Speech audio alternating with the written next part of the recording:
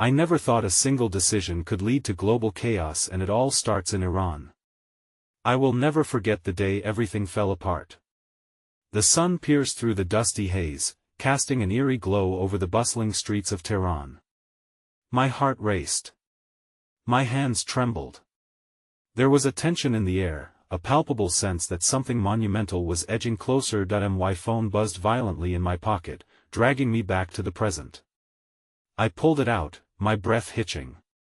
It was a message from my best friend, Amir. "You need to see this." Simple words that sent a shockwave through my chest. Amir had always been the anchor in my stormy life, a constant amidst the chaos. But today, it felt like he was working for the harbingers of doom. I remember standing on that crowded sidewalk. People brushed past me, their faces a blur of confusion and fear. Mothers clutched their children tightly, whispering urgent prayers. A weight pressed down on my chest. My world felt like it was tipping, spiraling towards a dark abyss where hope barely flickered. I opened the message and my blood ran cold. A video link. I clicked, and within moments a grim scene erupted on the screen. Panic spread through my veins. There it was, a mysterious flash in the night sky over Tehran.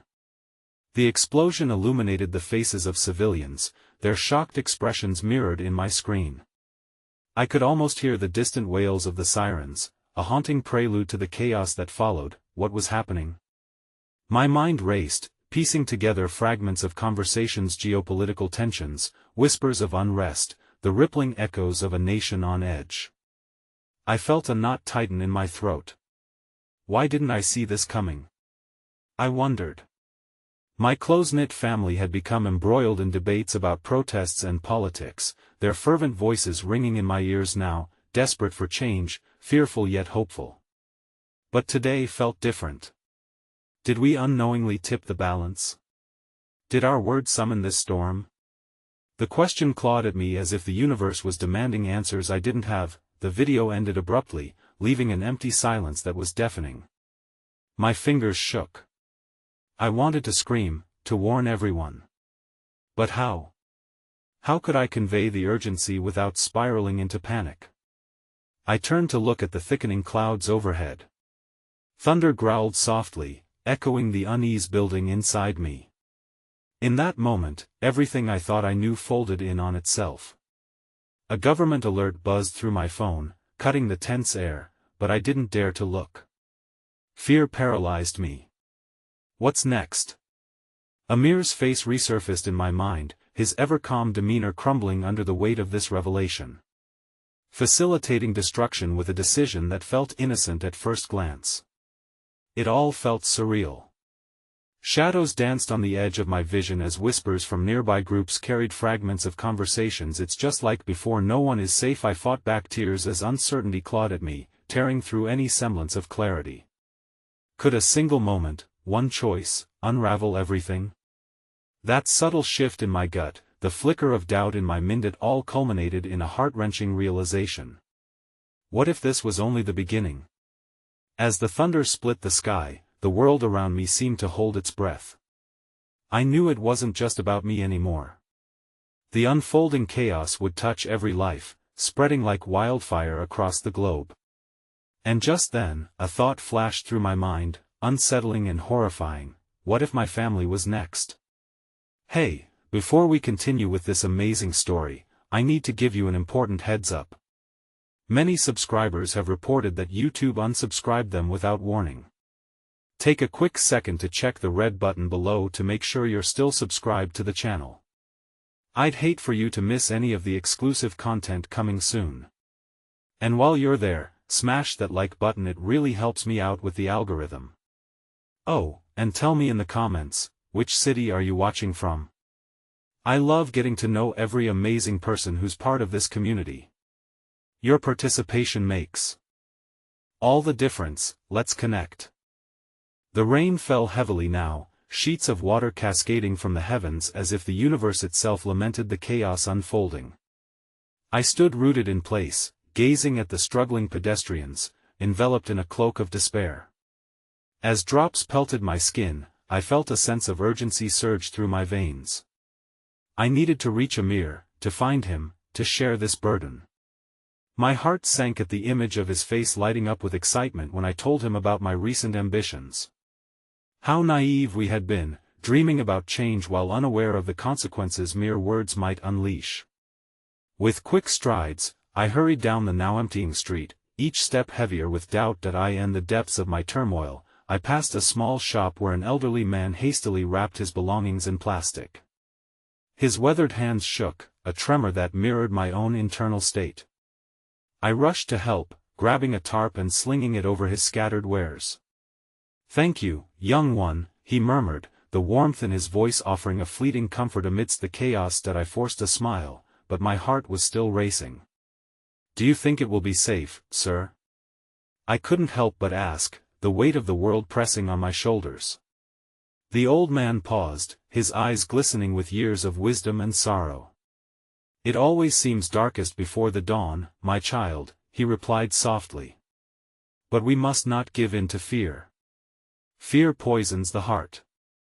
Those words hung in the air long after I left him, a whisper of hope in a sea of anxiety. Yet, as I continued down the street, the instability of the ground beneath me felt surreal. The government alert finally buzzed in my hand, and I grimaced, fearing the worst. Mustering the courage, I opened the message, "Emergency protocol initiated, curfew in effect. Stay indoors." Reports of violent protest actions registered throughout the city. My breath hitched. In the pit of my stomach, an urgency flared. I had to reach my family, tell them to stay safe, to keep the door locked. They needed to hear my voice, to feel the connection that stretched like a fraying rope through this uncertain storm. I ducked into an alley, longing to pull my phone out again when a piercing scream echoed down the street. It jolted me into action. A crowd had gathered near the steps of a building, voices raised in indignation. I could only see the looming dark figures ahead, engulfed in commotion but not the details. I hesitated, battling between instinct and fear. My heart pounded in my ears. Suddenly, a figure burst from the crowd, a young woman, face streaked with dirt and tears. She sprinted past me, her distress palpable, as she collapsed against a nearby wall. I stepped closer, drawn to her silent suffering, the weight of my own feelings beginning to collide with hers. Without thinking, I crouched beside her. "Are you okay?" I asked, my fingers itching to brush her hair from her clammy forehead. She looked up, eyes wide with panic. They were peaceful. "We just wanted to be heard." Her voice cracked, jagged like glass. "And then they came, all of them. It was supposed to change. I thought it could change." I felt my heart expand, racing alongside hers. "I know," I whispered.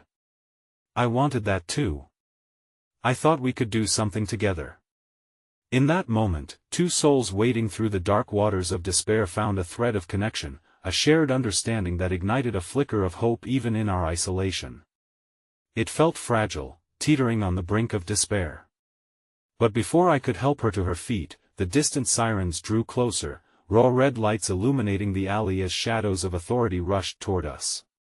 My pulse quickened. We had to escape. "Come on. We need to get out of here." Together, we moved, uncertainty trailing behind like a dark spectral figure. We stumbled into the thrumming heart of the city, where chaos blossomed, burning debris and shouts of anguish cutting through the night. "Where are we going?" she gasped, and I realized I had no plan, just the instinct to survive and protect. The exertion of the chase pushed the chaos of my fears aside, but the agony clawed back when I could no longer ignore it. My family. I needed to find them amidst this whirlwind of madness. "We need to reach my home," I shouted. "Can we?" she replied, her voice now a thread of unease woven through our frantic steps. I grabbed her arm, adrenaline fueling my resolve. "We will. We have to believe." Then my phone rang again, this time with a familiar voice that cut through the mayhem. "Amir. You need to listen." They're coming for anyone who spoke out, anyone with connections. His words faded as a crushing wave of fear rolled in. The weight of reality slammed into my chest, constricting my breath. Amir. I shouted into the phone, I need you to meet me, but the line cut off, leaving an icy void that mirrored my fraying heart. My resolve teetered as the shadows thickened around us. A realization splintered across my mind with the same stunning clarity of the earlier explosion. What if this time my choice had consequences not only for the world but for those I loved most? And as the sirens grew louder, a chilling thought hung in the air. Was I now the one leading them into danger? The city pulsed with a rhythm of fear and resolve that echoed around us, each step a heartbeat thrumming against the backdrop of the chaos. I could feel the young woman's anxiety radiating through our joint grip, a palpable energy that momentarily tethered us against the storm. I had no idea who she was, yet she felt like a part of my desperate mission, the flickering flame of human connection igniting amidst our individual fears. Please, come with me. I urged, my voice resolute despite the trepidation gnawing at my insides. If we stick together, we can make it. Her eyes shimmered with uncertainty, as if she were grappling with the weight of her own decisions, but she nodded. Fine, let's go. We pushed our way through the throngs of people spilling onto the streets, protesters rallying together in solidarity, fighting for voices long stifled by silence.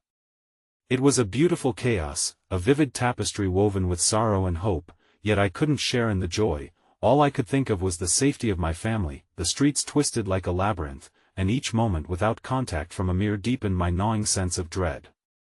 My mind raced with images, me parents huddled together at home, unsure and vulnerable. Just a little farther, I promised my companion, though each heartbeat echoed the uncertainty in my own heart. Suddenly, a loud crash erupted from behind us, shaking my resolve. We turned to see a group of officers clad in riot gear advance through the smoke and debris, batons raised, faces obscured by helmets. The sight sent a fresh wave of terror crashing over me. This way! I cried, whisking the girl down a narrow alley that led away from the tumult. The smell of rain mixed with the bitter odor of smoke filled the air, and I ducked behind a dumpster, gesturing for her to follow. We need a moment to breathe, I whispered, our chests rising and falling rapidly as we leaned against the cold metal, seeking shelter in that precarious refuge. She sank down beside me, tears pooling in the corners of her eyes. I didn't want anything like this. I just wanted to feel alive, to really be heard, she confessed with a quiver in her voice, the weight of the chaos slipping from her lips. But now, it feels like I'm just a target. Me too, I admitted, confessing my own fears amidst the tremors of the world outside. We thought we could change things. It seemed possible. But now silence enveloped us as we both absorbed the reality of our choices made hastily in moments of passion. Could it really lead us here, to this uncertainty where the future reeked of burning plastic and anguished cries? Moments passed and the din grew quieter. Cautiously, I peeked around the corner and gestured to her. I think it's safe for now. Let's keep moving. As we emerged back onto the street, I spotted a small group gathered near a burning barricade, exchanging whispers and nods, a semblance of community amid the despair. I stepped closer, hoping to glean any information that might guide user at least to catch a glimpse of the direction I needed to take. But my heart sank further as I lost my footing, crashing into another person in the throng, spilling my own worries even deeper. I am sorry. I squeaked, embarrassment flooding me. But when I looked up, I was met with a familiar face, one I hadn't seen in ages. It was Sarah, my childhood friend, her expression a mixture of relief and frantic control. I thought you'd never make it. She exclaimed, pulling me into a tight embrace that felt foreign yet comforting. We need to get out of here. Everything is a mess. Have you seen Amir? I asked urgently, my voice laced with desperation. Her eyes narrowed, concern wrinkling her brow. Hesha's been trying to rally people near the park. But it's really bad. She hesitated, then added grimly, I hear they're targeting anyone who spoke out against the regime. He might be in danger. Each word settled heavier on my shoulders, a crushing weight that threatened to pin me to the pavement. I glanced at the girl beside me, catching the flicker of concern in her hazel eyes. "We have to find him," I urged, but the thoughts of my family collided with the reality of the moment. "But first I need to check on my family." Sarah grabbed my hand tightly, grounding me. "We can do both. I know a way through the back streets to the park." Drawing strength from their presence, I steeled myself as we pushed into the heart of the chaos once more. Every shadow seemed more menacing, every voice carried a hint of dread. But our little band offered a flicker of solidarity, a shared determination we could cling to. Just as we turned the corner, my phone buzzed urgently in my pocket, a stolen moment of hope in the terror that gripped my heart. "It's Amir," I gasped, pulling it out, but before I could answer, a loud explosion pierced through the night, followed by the cacophony of screams echoing in the darkness. The ground shook violently beneath our feet, chaos anew erupting all around us. I barely had time to process the tremors of the world collapsing when the phone slipped through my fingers, clattering against the street.no. I shouted, reaching for my device, but before I could retrieve it, the ferocity of the crowd surged forward, separating me from both Sarah and the girl whose name I still did not know. The world spun, colors swirling together in chaos, panic igniting in the pit of my stomach. The last thing I glimpsed was Sarah struggling against the throng, fear etched deeply in her features, and then suddenly, the darkness enveloped me, an impenetrable shroud closing in as I felt myself being swept away. A deafening roar echoed in my ears, and amidst it all, one lingering question thrummed uncontrollably within me: what sacrifices would I be forced to make in a world tearing itself apart, where the decisions of one could reverberate through all? The aftermath of the explosion left an eerie silence hanging in the air, a deceptive calm that enveloped everything around me. I felt a jolt as bodies surged against mine, tumbling like leaves in a whirlwind, each face a mask of fear and determination. I tried to shout, tried to reach for Sarah or the girl whose name I still hadn't learned, but suddenly I was alone in a sea of unfamiliar faces, the world slipping through my fingers. My heart raced as adrenaline coursed through me. I needed to find them. I pushed through the crowd, focused only on the goal ahead, a fierce determination taking hold as I fought against the tide. Each frantic step was an anchor, grounding me in the mission to reunite with the only people I knew in this chaos. "Sarah!" I shouted, my voice lost within the cacophony. The world around me was chaos, contorted cries blending together.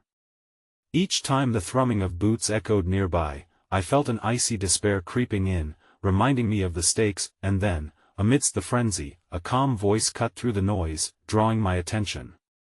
"Over here. This way." A man waved his arms over his head, guiding a small group toward what appeared to be an alleyway, a narrow escape from the turmoil. I latched onto the fleeting moment of hope, darting toward him, my legs pumping beneath me. As I reached the exit, the man grabbed my arm, pulling me through just as a large group collided into his back, protecting me from being caught once more in the chaos. "Are you okay?" he asked, his brown eyes shining with an urgency that mirrored my own. I nodded, too breathless to form coherent words, but my mind was racing. I lost my friends in there. We need to find them." Before he could respond, a roar erupted in the distance, the crowd shifting again, panic flooding back. "No time," he urged, and we ducked deeper into the alley, far from the fray. It was dark, the shadows clinging to the walls, and that fear surged once again. Was it wise to trust this stranger? "Name's Ramin," he introduced himself, sensing my hesitation. "I have connections in the neighborhood. We can regroup and figure out our next step." Something in his eyes resonated within me, the urgency blending with a sliver of hope. Don't talk, just follow," he insisted, glancing back down the alley as though he could sense danger lurking. I took a deep breath, deciding to let go of my hesitations. I needed help. I needed to find Sarah and the girl who had shared my fears so intimately. As Ramin led the way, I wondered about the rest of our world beyond the alley's shadow. Could Amir still be out there, trying to connect people like he always had? Was my family safe? The questions echoed louder than the surrounding chaos, a relentless tide threatening to drown me. We rounded a final corner, slipping into a small gathering behind a rundown bakery. The air was filled with the scent of baking bread, a stark contrast to the acrid smoke that hung like a pall outside. A few faces I didn't recognize regarded me with caution but nodded at Ramin. Among them was an elderly woman, her dark eyes shimmering with warmth, a flicker of kindness amidst the uncertainty. "Here, sit," she offered, gesturing to a worn bench. I obliged, the strain of my search catching up with me, exhaustion bleeding into my bones. "Who are you waiting for?" she asked, her voice soft yet laced with a firmness that commanded attention. "My friends, they got lost in the crowd," I replied, unable to hide the tremor in my voice. As I spoke, something deep in the lattice gaze shifted, her expression turning grave. "I've heard reports," she said quietly, leaning closer. "People are being targeted, rounded up for questioning. It's not safe out there." A wave of dread washed over me as I absorbed her words. "What do you mean?" "Targeted for what?" "The protests," she explained, her hands trembling slightly. "Anyone who spoke out there trying to crush dissent." She paused and looked into my eyes. "If you don't find them soon, they could be in real danger." The room felt even more stifling now, the walls closing in as the gravity of her words settled in. My mind flickered with images of Sarah and the girl, their faces etched into my memory. I wouldn't let them become another lost voice in this madness. I had to act, to take control before it would be too late. Suddenly, my phone buzzed. I had nearly forgotten it during the chaos. Desperately, I fumbled for it, the small device feeling like a lifeline. I pressed it to my ear, hoping against hope that it was Amir, but the voice that answered was not his. "Hello? Is anyone there?" My heart sank at the trembling tone on the other end, filled with vague terror, the background noise drowning out everything else. "Who is this?" I demanded, my voice cracking with urgency. "This is an emergency. You must listen, they know they're coming." The line went dead, plunging me into a darkness deeper than anything I had felt before. I glanced up at Ramin, my mind racing as a cold realization gripped my throat. In this world of chaos, sacrifices loomed like shadows, threatening to swallow us whole. Could I lose everyone I loved within hours, bound to fate by mere minutes of uncertainty? "Help me find them now," I urged, rising from my seat, the flickers of doubt igniting into fierce determination. Whatever came next, I wouldn't let confusion or fear dictate my choices. Every decision frayed at the edges of my resolve, but I had to believe in our fight, a belief worth risking everything for. And then, as I turned to head back into the fray, my phone buzzed once more, the screen illuminating an unknown message that seized my attention. It was from Amir. I frowned, opening it with caution, my heart racing anew as the words scrolled before my eyes. "Meet me at the old church. But you must hurry, it's urgent and I fear they've found us." Before I could process the gravity of his warning, I caught Ramin's gaze, sharing a brief moment of unspoken understanding. We had to act fast. Darkness was closing in, and the time for choices was running out. The alley's dim light felt suffocating, yet I clung to that flicker of hope illuminated by Amir's message. It felt like a lifeline thrown into a turbulent sea, yet sewn into that hope lay a creeping dread, a sadness I couldn't quite shake. What if I couldn't find him? What if I missed my chance to save Sarah and the girl whose name still danced on the edge of my memory? "Are you coming?" Ramin's voice broke through my spiraling thoughts. I nodded, but uncertainty ate at me, making it hard to focus on his next words. "The church is a risky place right now, but we can't ignore the urgency." I had almost forgotten the urgency as my fingers trembled while I quickly typed a response. "I'm on my way." The message sent, I turned to Ramin. "We need to go." As we moved, my mind reeled with terrifying images of what lay ahead, the thought of being hunted, of being grabbed from the shadows and taken into a dark unknown. The elderly woman's warning echoed like a haunting melody. Each footstep felt like a drumbeat, a countdown toward something unseen. Just as sadness began grasping at my throat again, Ramin stopped abruptly, causing me to bump into him. He raised a finger to his lips, signaling silence. I followed his gaze to the street beyond. Two figures stood silhouetted against the streetlight, whispering fiercely, their postures rigid and watchful, as if guarding an entrance to darkness. I sensed the weight of an enclosed breath caught in my chest. Were they one of the many fingers of persecution described by the elderly woman? My heart rate quickened, blood rushing in my ears as I weighed the risks of slipping past them, but we had no choice. I could feel the minutes slipping away like sand, heavy and unyielding. Just as hope seemed to flicker anew, the figure closest to us turned, their eyes scanning the side of the street. A chill skated down my spine. If they caught sight of us, everything could crumble. Follow my lead, Ramin whispered, his voice low and decisive. He took a step forward, pretending to blend into the shadows, and I followed suit, tucking my chin to my chest and willing my racing heart to calm. That we skirted around the edge of the shadows, inching closer to the street's edge.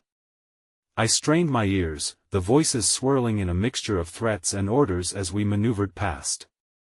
Every breath felt like a violation against the silence, yet we pressed on until finally, Ramin and I reached the other side unseen. Once clear, I dared to breathe again, pushing against uncontrollable fear.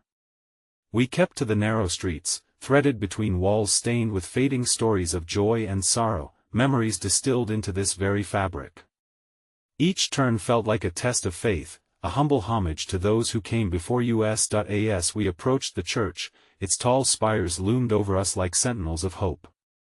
Yet a heavy curtain of foreboding shrouded it too, reminding me that even pillars of faith could harbor darkness. But if Amir was inside, all else mattered little. We were almost there when I spotted something in the shadows, a flash of movement that gripped my heart with icy hands. I whispered to Ramin, "Stop." He turned, confusion mingling with concern.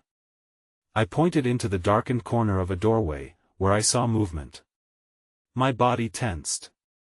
Was it Sarah or the girl? My breath hitched at the thought of a reunion marred by fear. But as the figure emerged hesitantly, my heart stalled.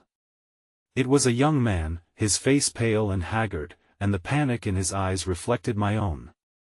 "Please, you have to help," he gasped, voice raw. "They took my friends. I saw them. You don't understand, they're rounding people up and they'll come for anyone who speaks out." I felt my resolve quake under the weight of his words. The overwhelming panic clamored in my own veins, intertwining with the locomotive of hope that surged within me. I wanted to reach for the boy, to tell him that he wasn't alone, that we had to stand together. Yet, fear held me back, fear for my own friends who could already be trapped in this merciless web. Ramin stepped forward, holding a hand out to the boy. "We're heading to the church. Can you stay with us?" His tone was firm, but there was kindness embedded within. The boy nodded, urgency etching deeper lines on his forehead. I was at the protest with my sister. They took her away. I don't know where they've gone or if she's safe." Tears streamed down his cheeks, and in that moment, his unrestrained sorrow forged an invisible tether between us. We were all fighting for something larger than ourselves. "What's your name?" I asked, my voice softening, desperate to unearth a connection from the sorrow. "Ali," he breathed, shoulders shaking. "Then we'll find her," I assured, even as uncertainty hollowed me out.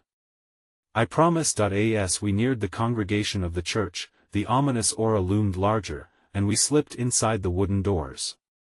The interior was dimly lit, shadows flickering with the warm touch of candles, yet a sharp sense of anxiety pulsed through the air. "What do you need to tell us?" I prompted Amir, catching a glimpse of his familiar form standing near the altar, eyes scanning the room. But before Amir could speak, the door behind us jarred open with such force, it rattled on its hinges. A rush of cold air flooded in, carrying an army of echoes that filled every crevice of the room. "Stand down. You're all under suspicion." A voice boomed, sharp and echoing, every syllable slicing through the hope like a blade. Adrenaline flooded my veins as panic surged anew. All the air that had been filled with quiet anticipation now churned with dread. I turned to Ramin and the others, and as our eyes met, we silently understood this was no longer just about finding our lost ones, it was a fight for freedom, to reclaim what had been stolen. In that instant, the world narrowed into a single choice, to stand together against the impending storm. But what would that choice cost us, and could we handle the burden of that unknown? In this moment of unimaginable tension, the gravity of our choices pressed heavily upon us, and the room held its breath. The church's sanctuary, once a beacon of hope, felt like a cage now, its ancient walls closing in with each passing second as the voice of authority thundered from the doorway. I could hear the rush of blood in my ears, drowning out the frantic whispers of the others around me. The air was thick with apprehension, desperation exchanged glances, intertwined fates pulling us into a maelstrom of fear and the urgent need for survival. "Amir," I mouthed, desperate for answers, but his face was locked in grim determination as he stared down the intruders, who stood in stark contrast to the soft glow of candlelight. My pulse quickened. "Out of the way. We have reason to believe there are extremists within these walls," barked the officer, eyes glinting with authority. He wore the insignia of their regime, an emblem that sent icy fingers of dread down my spine. Ramin instinctively stepped in front of Ali, positioning himself between the boy and the encroaching danger, a silent vow flashing in his eyes. He would protect our fragile assembly at all costs.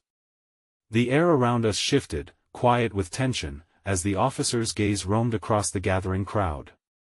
"No one moves," he ordered. "Please," I blurted out, heart racing as I challenged the authority encroaching upon my fragile hope. "We're just looking for our friends. We're trying to help." The officer's eyes flicked to me, narrowing with suspicion.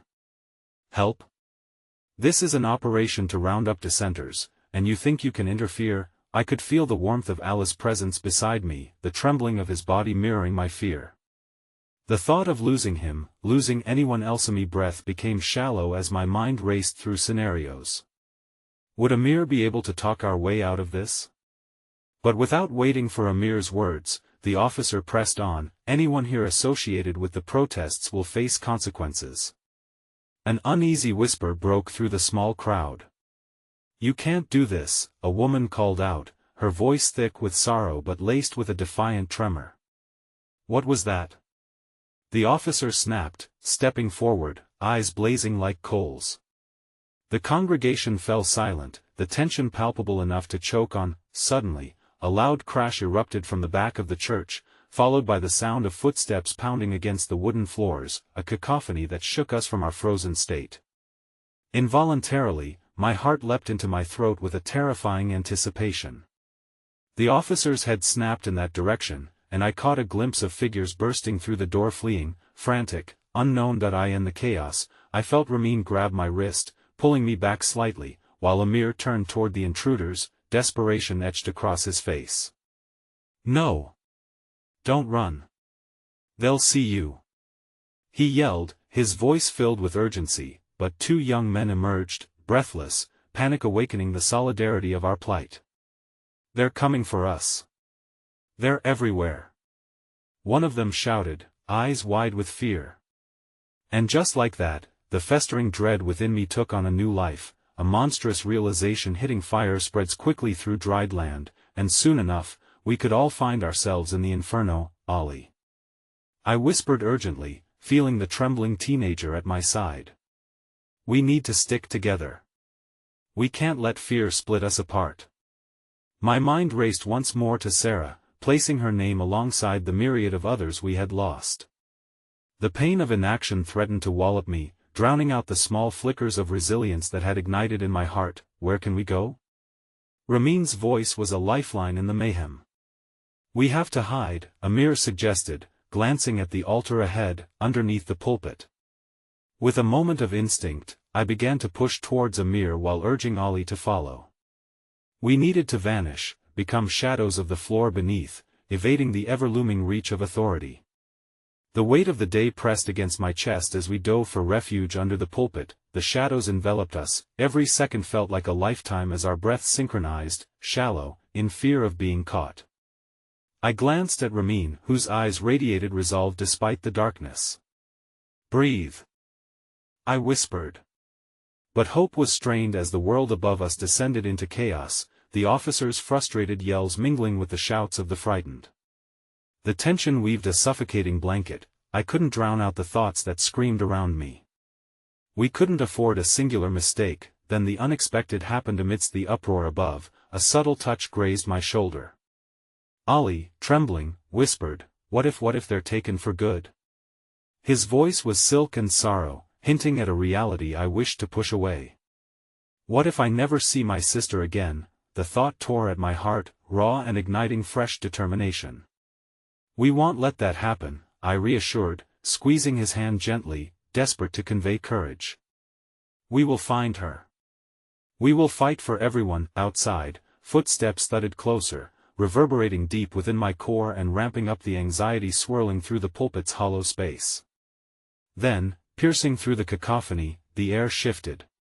A silence fell, a silence so profound that it washed over us like a tide, raising the hairs on my body.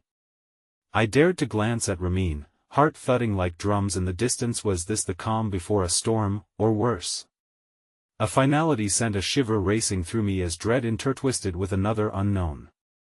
Before I could ponder longer, the truth pounded against me like truth itself, unraveling in a single harsh breath, culminating in a chilling realization. The officer's next command rang loud and clear, seeping into the cracks of my heart: we have the place surrounded. No one is leaving. And with that, my world came crashing down again, shattering the fragile sense of safety I had cherished, leaving only the raw ache of uncertainty that threatened to swallow us whole. We were trapped, and the walls were closing in around our fragile fight for survival. The urgent whispers above held a veil of ominous energy as we remained frozen beneath the pulpit, fear clawing at my insides. Each heartbeat seemed to amplify the unmaking threat waiting on the other side. No one is leaving. I repeated that sentence silently, letting it echo through my mind, feeling its weight. Beside me, Ali's trembling fingers intertwined with mine, anchoring me to the present. I'm scared, he admitted, voice trembling like leaves in a storm. It broke something within me, and I dared not express my own fears. The burden of despair crept back to weigh heavily upon my chest, coalescing around a dismal thought: what if this was it? Suddenly, Amir's voice cut through the darkness, urgent and low. Listen, we have to stay quiet. We need to wait for the right moment. His resolute tone reminded me that even now, hope could find a crevice to slip through. As terrified as I was, I clung to that small flicker. The officers were searching, their footsteps becoming erratic like a wild heartbeat. Somewhere above, I could hear the muffled sound of chairs being overturned, people shouting, pleading for sanity in the chaos. It was the sound of innocence being wrung out, racked against a merciless wall. Why are they doing this? Ali's voice trembled, rich with confusion and hurt. What have we done wrong? At that question, I felt the choking rise of indignation. Living in fear shouldn't be a crime, I whispered back fiercely, though I was unsure of the conviction in my own words. They think that if they silence us, they can control us. A glimmer of defiance sparked in him. But we're not just going to lay down and let them win. I caught Ramin's eye, and a surge of competing emotions swelled within me: fear, determination, and an overwhelming desire to shield Ali from this cruel reality. No, we won't, I agreed. The intensity of our shared commitment offered warmth amid the chilling uncertainty. But then, without warning, the sound of a chair crashing echoed like thunder, causing me to flinch. The officer was right outside. A deep voice rumbled as he barked commands, growing ever closer to our hidden sanctuary. As much as I wished to pour reassurance into Ali, uncertainty throbbed through my veins, threatening to drown me in its grip. Yet, amid this encroaching darkness, a flicker of warmth reached us. A small, steady voice broke through the rising panic. Stay hidden, they won't find you here. It was a woman's voice, calm yet urgent, coming from above, somehow softening the tension. Who? Ramin murmured, eyes wide with confusion. We all held our breath, clinging to hope that the woman was not another ploy of the regime, but rather an ally, a spark of solidarity crashing through our isolation. Your hope, your wishes, they live right here, her voice continued, but you will only see them if you believe. It wasn't what I expected, yet she spoke with an unwavering faith that soothed an inch of my fraying nerves. But the surrounding chaos swept into the space like a calamity, drowning out her promise. The officer's laughter, sharp and mocking, cut through the air abruptly. You think you can protect them? He taunted, sounding amused. You think they'll listen to the ghosts of hope? In that instant, the room felt colder, my heart ached heavier, the specter of despair settling all too comfortably beside us. I turned to Amir, seeking solace. "We need a plan," I whispered, desperate to shift the tide. His brow knitted with determination. Amir nodded slightly before our attention was yanked back by strident voices from above. "Search the altar." A shout rang out. "They have to be somewhere." Panic washed over us, and I squeezed Ali's hand tighter, comfort mingling with my racing heart. It felt as if the room were constricting, each whisper of hope vanished beneath the looming shadow of tyranny. And then it happened. A floorboard creaked, betraying our hiding place. The air ranged thick with dread as we felt every soul converge into a singular pulse of uncertainty. "Ah, what do we have here?" The officer's voice oozed malice as he crouched, piercing through the shadows with his gaze. "What becomes of hope now?" An instantaneous fear thrummed through me. I met Amir's eyes, realizing the truth we couldn't hide forever. There was a fight within me that clamored to emerge, a yearning to protect not only myself but everyone who had ever stood against the storm. At that moment, Ramin shifted, a protective instinct igniting in his gaze. "I won't let them take us," he vowed, but as the officer's next move became clear, the chilling realization surged: our obscure camaraderie would soon see tested. I could see despair kindling a flame, and it filled me with both trepidation and the motivation to resist the massive wave of hopelessness that threatened to devour us all, and just like fate, a chilling silence enveloped us once more, laden with the weight of uncertainty, the magnetic pull toward an unseen fate. As the air thickened, I felt the world quake with possibility, bound by the raging storm outside. And then, the sharp sound of gunfire erupted, blasting through the sanctuary like a coffin's final nails. My heart sank, ready to shatter. We were no longer simply fighting against the oppressive regime, this was a battle for the lives we cherished, now hanging by a single, trembling thread. In the suffocating silence that followed the gunfire, I could hear my blood rushing in my ears, drowning out every other sound. It felt as if time itself was grinding to a halt, a cruel mockery in the face of the horror unfolding outside our fragile refuge. I dared not breathe, fearing that any slip might signal our undoing. "Ali," I whispered, tightening my grip on his hand, feeling his pulse race just beneath the surface. His wide eyes reflected the stark terror settling in, an echo of my own turmoil. "Stay with me. We'll figure this out," but Ali merely nodded, lost in a storm of panic that seemed to whirl around him, dragging him further into despair like a riptide. Ramin stood slightly forward, his shoulders squared against the darkness, a wall against our fears, but I could see doubt creeping in, slipping through the cracks of his brave facade. "What are we going to do?" Amir asked, urgency bleeding into his voice, each word laced with an undercurrent of dread. The question hung between us, a tangled web of uncertainty, as I struggled to find a solution, anything to cling to. "Wait," I said finally, grasping at that thread of hope. "Maybe they'll move on. Maybe this is just..." My voice trailed off, defeated by the tragic reality that surrounded us. All around, faint echoes of despair lingered, reverberating in the aftermath of chaos. Yet, within the deepest recesses of my heart, an ember sparked. "We need to make a break for it," I declared, my voice stronger now, as the flicker of resolve shone brighter. "If we wait here, we could be trapped forever." "But where would we go?" Ramin countered sharply, battling against the tide of fear.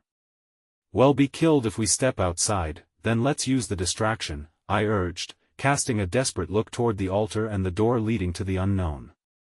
"We can slip past them. They're focused on what happened outside. This might be our only chance." Amir cast a glance upward, gauging the weight of our decision. "And if they find us? Then at least we'll fight." My voice was firm, a rallying cry against our collective despair. We had come too far to fold now, not when the dream of freedom loomed so close. "All right." Ramin finally acquiesced, a reluctant yet simmering fire igniting within him, fierce and resolute. "But we have to do it now. I nodded fervently, ready to rise to the challenge, and as one, we slowly began to pit our strength against the uncertainty that loomed over us. We shuffled back against the wall until we were barely breathing, our hearts a cacophony of dread and courage intertwined. That I took a deep breath, glancing over at Ali, who still looked lost, but he was with us, tethered by our solidarity. Our eyes met, and in that silent connection, I tried to imbue him with an unspoken promise, a pledge of survival, of defiance.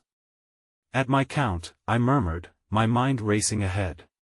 1, 2, but the moment was interrupted by a thunderous crash from above. A heavy thud reminded us that fear was living a tangible reality. I felt it rip through me, a visceral reminder of the stakes we were facing.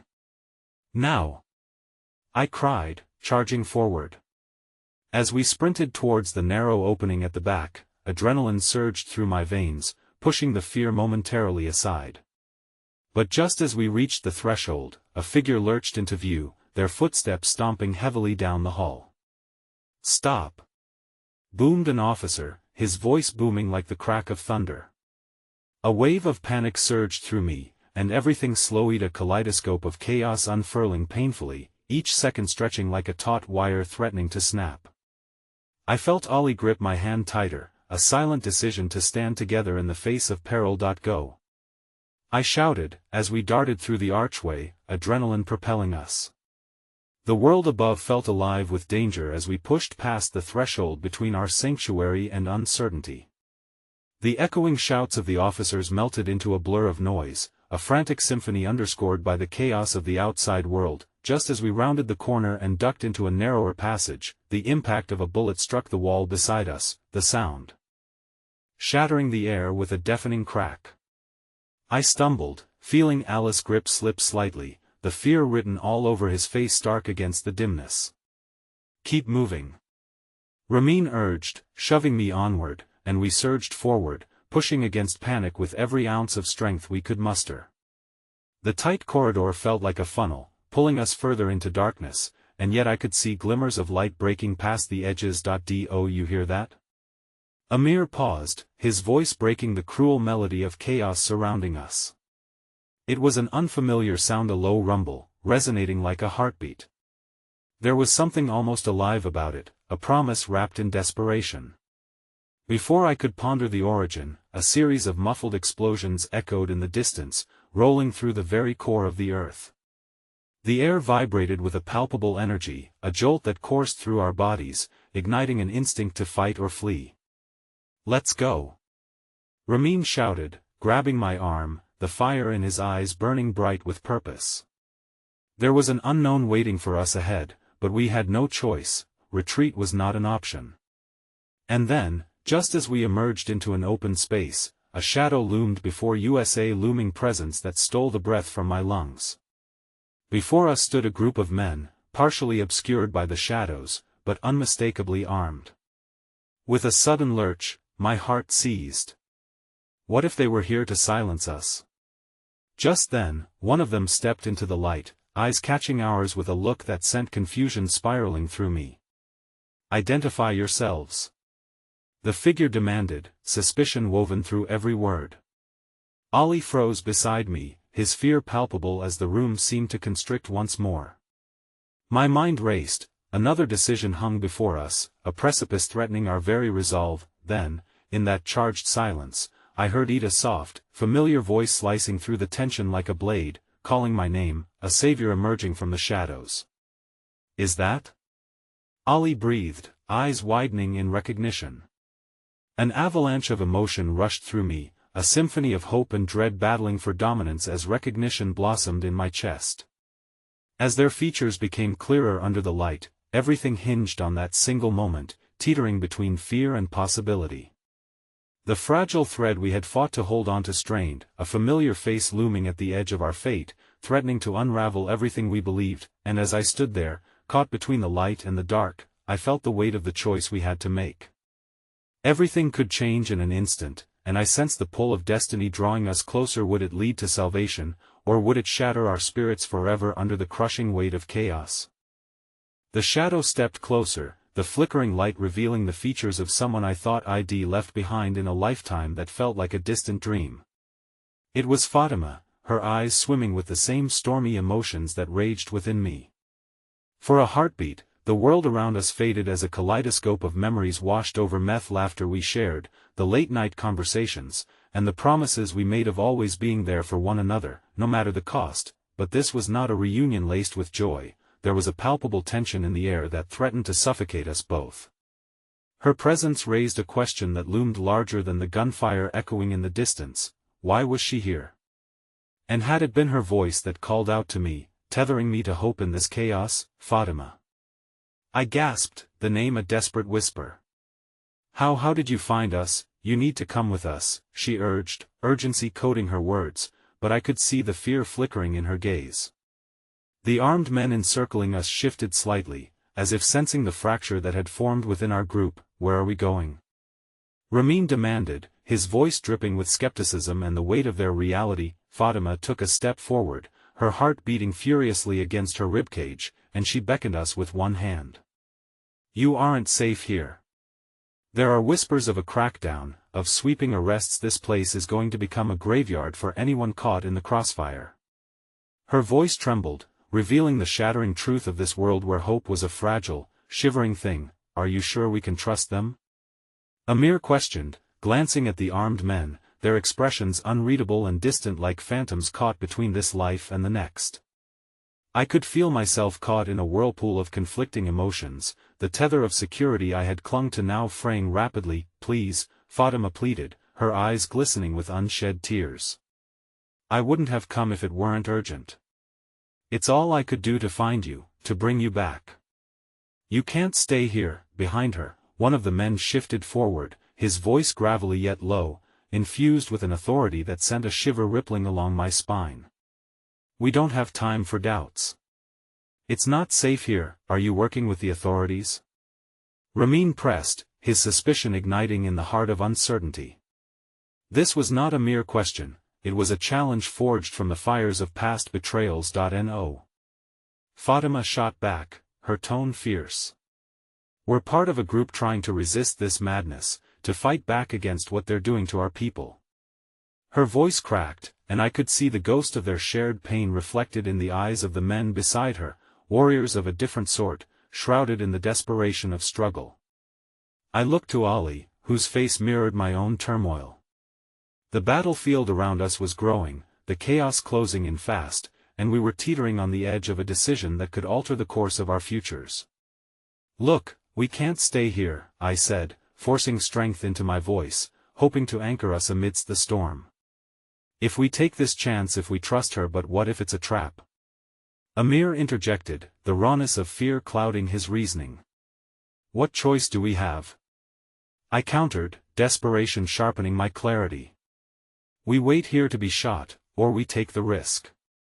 Fatima's gaze locked onto mine, carving a fragile thread of connection between our hearts. I swear to you, I would never put your lives in danger. We're fighting for the same thing, she implored, and in her sincerity, I saw the flicker of our shared past, the laughter, the connections, the fragile yet unbreakable bonds that tied us together, and then I felt a voice within my heart pressing me forward, instilling a sense of urgency that buried the doubts deep within. Well, go, I announced, and a collective sigh of hesitance passed through our little group, heavy with unarticulated fears. And now? Ramin asked, his tone half disbelief and half reluctant acceptance. Yes, now, I affirmed, sensing Alice's hand tighten on my shoulder, a silent testament to the support lurking beneath an avalanche of fear and regret. Good. Fatima nodded, relief washing over her yet mingling with an urgency that rattled in her chest. We need to find the others, they're scattered but still fighting back. We must move quickly. As Fatima led the way, a flicker of light pierced the murkiness of despair that encased us. But as we descended down another dark corridor, whispers of doubt still clung to my heart's crevices, gnawing at me like vermin. What if this was a noble lie? What if the chance we were taking would not lead to salvation, but rather our ultimate undoing? With every footstep, the walls seemed to close in tighter, the air heavy with unspoken fears. There was more at stake than I knew, a connection to a cause larger than the four of us trembling against the weight of impending chaos. Yet, in that moment of uncertainty, as we traversed through the passages of darkness painted with the echoes of gunfire, something else pressed upon my mind. Fatima's reappearance was not coincidental. Then came the spine-chilling laughter, a malicious sound reverberating through the air, a taunting reminder that our enemies were not merely men with weapons, but a sinister force lurking in the shadows of every decision we were put to make. "Keep moving," one of the armed men hissed, pushing us forward. But just as we rounded the corner, a sudden explosion rocked the ground, a fiery burst cascading downward above us, plunging the corridor into chaos. The walls shuddered, and dust poured down like rain, casting us into a swirling tempest. "Go back!" Fatima pushed sharply, as the hellish flames danced hungrily ahead, the escape route disintegrating in front of our eyes. "We need to get out now." Panic surged like a tidal wave, leaving our fragile resolve scattered across the rubble. I felt the ground tremble beneath my feet, the very reality crashing and reforming into something terrifying. Would this moment shatter the resolve I had forged with my friends, or would this be the crucible that forged us anew? As we stumbled back, reeling from the shock, I caught Fatima's eyes, feeling the tether between us tighten one last. To me a memory suddenly resurrected, the loving yet troubled bond vibrating between what was lost and what hope might look like.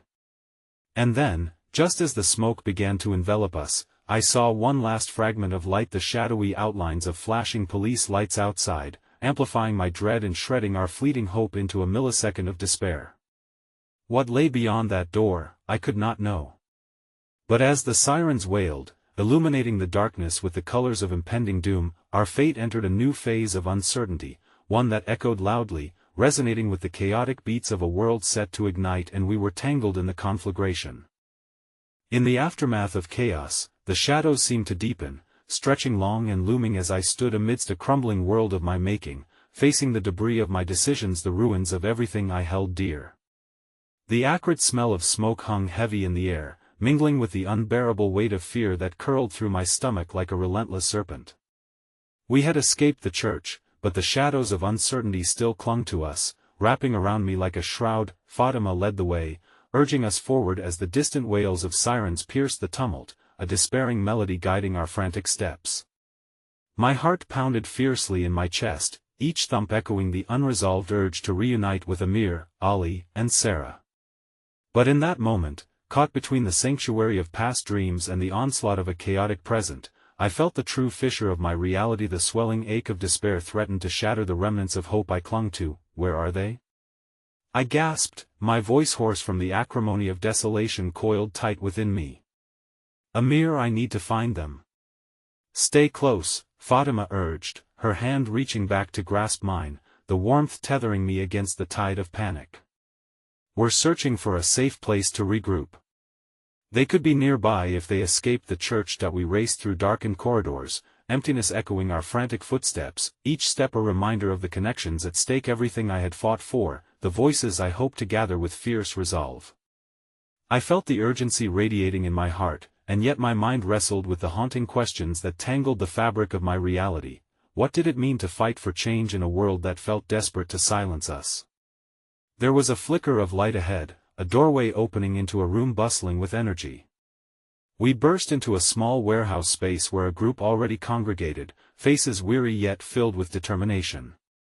The sight washed over me like a bomb, igniting a small flame of hope within my chest, but it flickered dangerously, susceptible to the winds of despair lurking all around us. "Fatima." A familiar voice called out, rising above the din of hushed conversations. I craned my neck, my heart soaring at the sight of Amir, his eyes alight with desperate energy, just as I remembered. "Amir." I rushed towards him, relief flooding through my veins. He caught me up in a fierce embrace that felt like home. "I thought you were safe." "I was," he interrupted gently, though concern threaded through his gaze. "But we have little time.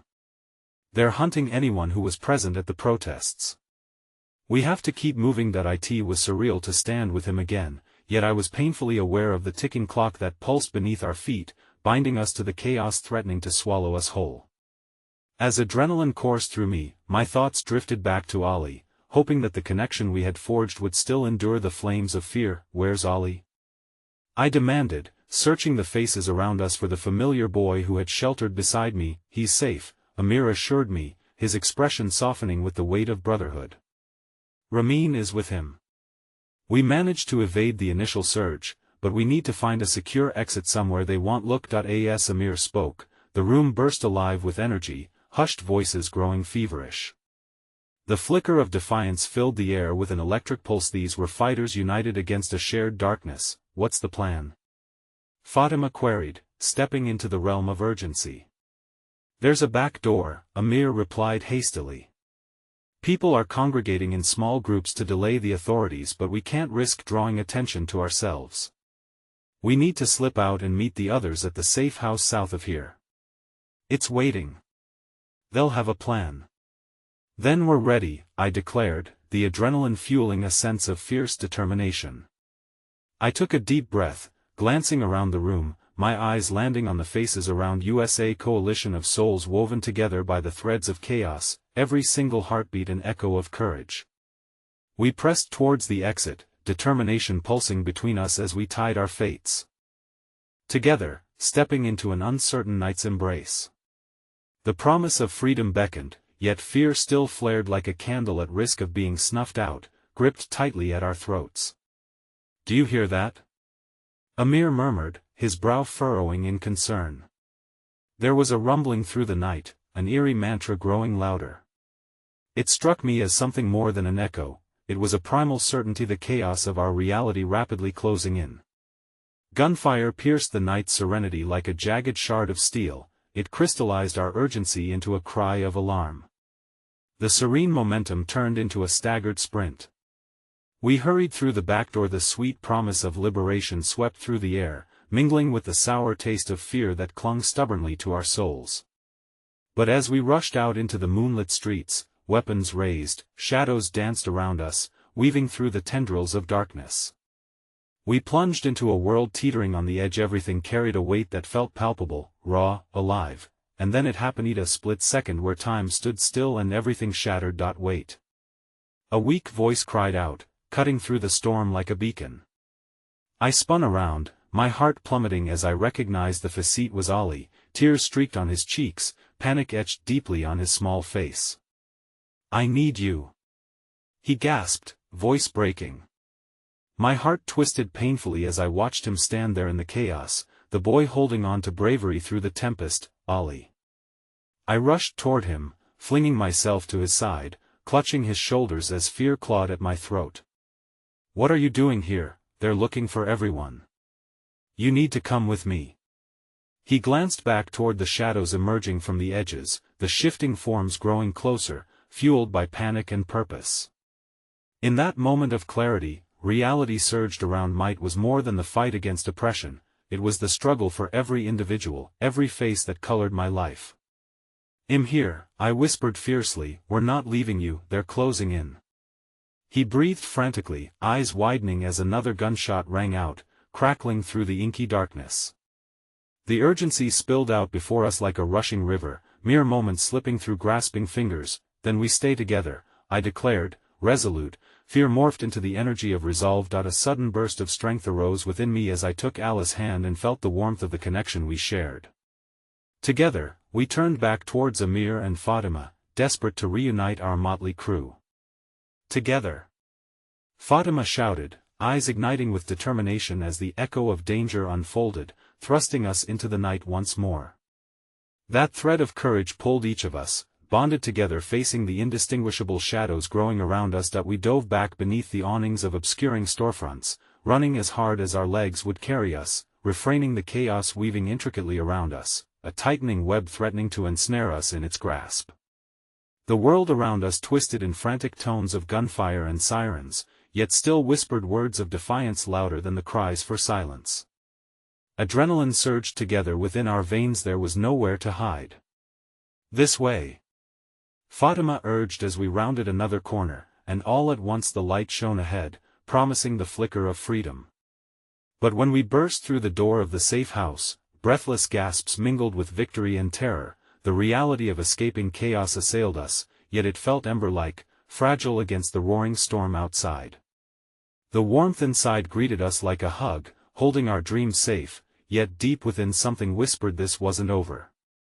Beneath each hopeful breath swallowed, chaos brewed with a relentless persistence. And it was there, amidst the churning darkness and weary faces lit by flickering candles, I recognized the truth cradled in my heart: we could reclaim our voices, our lives from the aching clutches of fear. Yet the looming shadows of our determination still belied a cruel uncertainty, a truth tied to every echo, each step backward stitching together shadows against the labyrinth that we were.